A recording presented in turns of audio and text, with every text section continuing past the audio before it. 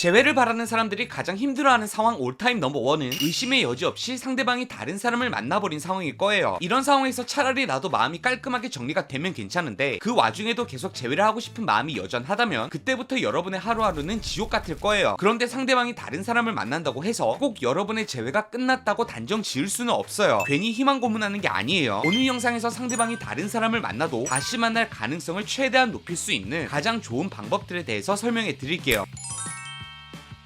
상대방이 다른 이성을 만났을 때 여러분이 하시는 가장 빈번한 대처는 새로운 이성과 마음이 깊어지기 전에 다시 한번 잡아보는 시도일 거예요. 새로운 이성과 마음이 깊어지면 더 이상 나한테 기회는 없을 것 같고 영영 이대로 재회가 끝날 것 같기 때문에 잊어야 본전이란 생각으로 저지르게 되는 거죠. 그런데 만약 상대방이 새로운 이성과 나를 여전히 비교하고 있는 상황, 대표적으로 리바운드 릴레이션십 같은 상황이라면 이런 시도가 효과를 볼 수도 있지만 상대방이 나에 대한 마음이 전혀 느껴지지 않는 상황에서는 이런 시도의 99%는 실패로 돌아가게 돼요. 심지어 자신의 새로운 행복을 방해하는 집착녀 같은 이미지를 심어줄 수도 있어요. 그래서 만약 상대방이 나에게 전혀 관심이 없는 상황, 우선순위에 내가 전혀 존재하지 않는 상황이라면 이런 매달림은 반드시 독이 됩니다. 여러분이 생각하기엔 아무리 이별을 했다지만 오랜 시간 쌓아온 정이 있는데 고작 만난 지 몇 주, 몇 달밖에 안 된 새로운 이성 때문에 나와의 관계를 생각조차 안 해보는 상대방이 이해가 안 갈 수 있지만 사실 심리적으로 너무 당연한 거예요. 사람은 새로운 존재나 대상에 대해 기대심을 가지게 되고 그 기대심이 상대방에게 더해져서 실제 그 대상의 객관적 가치보다 고평가를 하게 돼요. 어떤 회사가 주식시장에 상장을 하면 일반적으로 주가가 급등했다가 시간이 지나면 조정을 받아요. 투자자들의 기대 심리가 반영돼서 상장 초반에 거품이 꼈다가 제자리를 찾아가는 거죠. 같은 심리로 상대방이 만난 새로운 이성은 자신의 가치에 더불어 기대심이 반영되어 있는 상황이에요. 거기다 새로운 사람에 대한 불확실성, 설렘 같은 도파민 유형 감정까지 더해지니 이미 나한테 불만이 쌓여서 이별한 상대방이 새로운 이성을 나보다 우선순위라고 생각하는 건 너무 자연스러운 일인 거죠.